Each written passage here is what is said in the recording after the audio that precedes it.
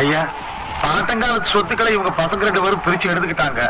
வயசான காலத்துல பாவம் பெத்தவங்களை சேர்த்துக்கிறது யாருதாங்க பிரச்சனையே? அம்மாவை சேர்த்துக்கிறாங்கிறாங்க, அப்பாவை வேண்டவே வேண்டாம்னு சொல்றாங்க.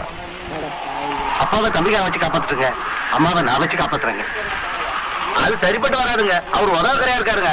கட்டில உட்காந்துட்டு கால் மேல கால் போட்டு ஊர்வாயம் பேசிட்டு இருக்காருங்க. அம்மா ஒண்ணே என் கூட இருக்கட்டுங்க, அப்பா ஒரே வச்சுக்கிட்டுங்க. உனக்கு எத்தனை குழந்தைங்க? ஒரு பையன் ஒரு பொண்ணுங்க. உனக்கு ஒரு பையன் மட்டுங்க. உங்க 2 பேர்லயும் யார் அம்மா வீட்டோட வச்சுக்கிறீங்களோ அவங்க தலைச்ச முடியும் அப்பதான் அனுப்பிச்சிடணும். வயசான காலத்துல அப்பளும் துணையா இருக்கட்டு. அது எப்படிங்க 15 வருஷமா பாசமா வளர்த்த பிள்ளைய விட்டு கொடுக்க சொல்றீங்க?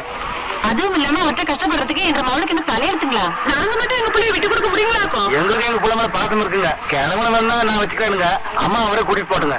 என்னால முடியாது, நீ தான் வச்சுக்கணும். நீ சொல்லி நான் என்ன கேட்கறது? நீ சொல்லி நான் என்ன கேட்கறது?